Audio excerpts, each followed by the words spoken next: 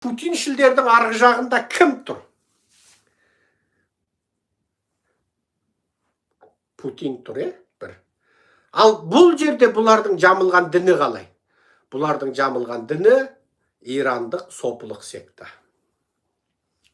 Ирандық сопылық секта деген қандай секта?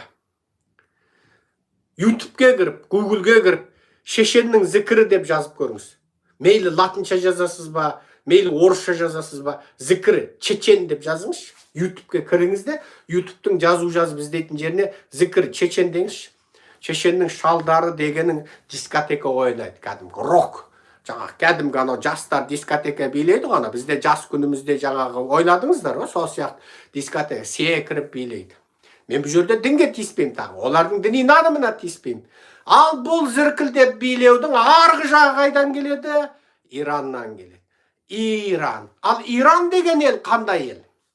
Иран деген ел өмір бойы біздің Орта Азияға тіс тырнағын батырып, өмір бойы біздің есте жоқ ескі замандардан бері бізбен соғысып келе жатқан ел.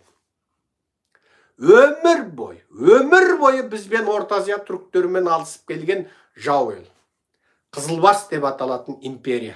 Ано Майқының заманында Қызылбас, сол Майқы бидің заманында қазақтармен соғысқан.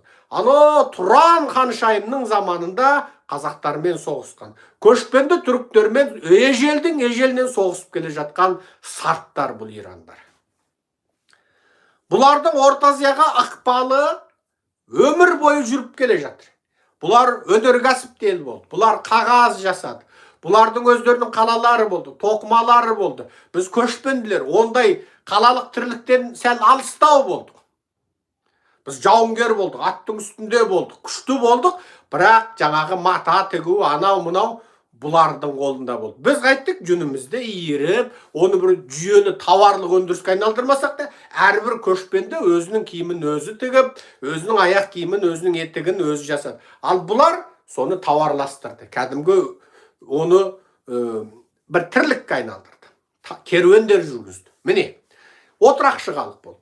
Енді бұлар исламды қабылдаған кезде де, исламды өз қалпында, айны қалпында қабылдамай, исламды бұрып, бұзып, өзгертіп отырып қабылдады. Өзгертіп. Себебі бұлар араптасып кетуден қорықты. Бұлардың импершылдық пиғылдары, астамдықтары, өрге күректері Құдайдың ақиқатының өзін қабылдарда бұзып отырып қабылдады. Міне содан исламның бағытында сүнниттік және шиғалық дейтін екі ағым болды. Біз Орта Азияның мұсылмандары сүннит болдық. Енді бұл шииттер, яғни шиғалар, бұлар, яғни бұл сарттар Орта Азияға өмір бойы ықпалын жүргізгісі келді. Содан олар қайтты есектеріне теріс мінгізіп, бізге өздерінің командасын жіберіп отырды. Дін таратушылар келді. Неге? Қазақ даласын, Орта Азияның түркілерін шиға жасамақшы болды, сарт жасамақшы болды. Сол есегіне теріс мініп, қазақ даласына теріс үгіт насихат жүргізіп келген, қаңғып келген сарттардың тұқымы жаңағы сұмырайлар. Жаңағы сұмырайлар. Бұл сұмырайлардың қазақ даласында есіріп жүргеніне 1300 жылдан асып кетті. 1300 жылдан асып кетті. Қазақты шынайы жаратушыдан алыстату үшін келгендер. Бұлардың барлығы саяси мақсаты бар миссионерлер. Бізді ирандастырмақшы болған, бізді сарттастырмақшы болған сұмырайлар. Олар қазақтарға, мен сендерге Құдайдың ақиқатын жеткізем деді. Аңқау қазақ, Құдайдың ақиқатын жеткізесің ба дегенде, қазақтың қолынан алтынын, күмісін, алақандағы әлпештеген қызын алды. Қазақтың қолынан жер алды. Қан төгіп, жан алып, жан беріп, қорғаған жерімізден жер кесіп бердік бұларға біз. Міне осы сұмырайлар өмір бойы қазақты алдады. Анау дін келген арабыңда жоқ. Мына дінді мықты ұстап, бәлен ғасыр империя құрған түрігіңде жоқ салтты бұлар бізге алып келді. Қандай салттар? Қандай салттар? 3-і, 7-сі, 40-ы, 100-і, тағы 57-сі ма, 87-сі, тағы бірдеңкелері бар өздерінің. Мен білмеймін. Менің білетім 3-і, 7-сі, 40-ы, сосын жаңағы 100-і, сосын жылы. Ортада тағы 57, 87 дегендері бар екен мына. Қызылорда, Жамбыл, Түркістан, со жақта, батыс жақта. Міне, алып келді. Неге? Бизнес жасау керек. Өлі қазақтан бизнес жасайды.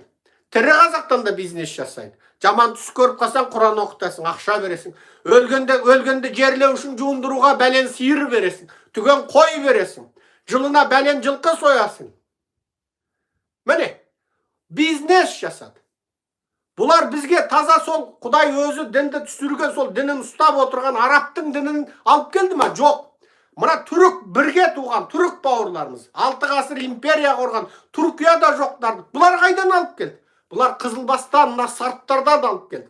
Сарттар қазақтың тірісінен де бизнес жасады, өлісінен де бизнес жасады. Оны аңқау қазаққа, ойбай, ата-бабаңның дәстүрі деді. Аңқау қазақ әлгі ата-бабамның дәстүрі деп әлгі тастай болып, тістеп қатып қалды. Тістеп қатып қалды. Енді ол қазаққа сен, ай, бұл қаңғып келген, мына қаңғып келген сарттардың әкелгені деп сендіре алмайсың. Ата-бабам дейді қазақ. Ата-бабам дейді. Ей, ата-бабаң емес, сенің ата-бабаң кешегі, ана батыр ата-бабаң ба жоқ, мына сарттың ата-бабасы ма? Қап, қайда жатыр.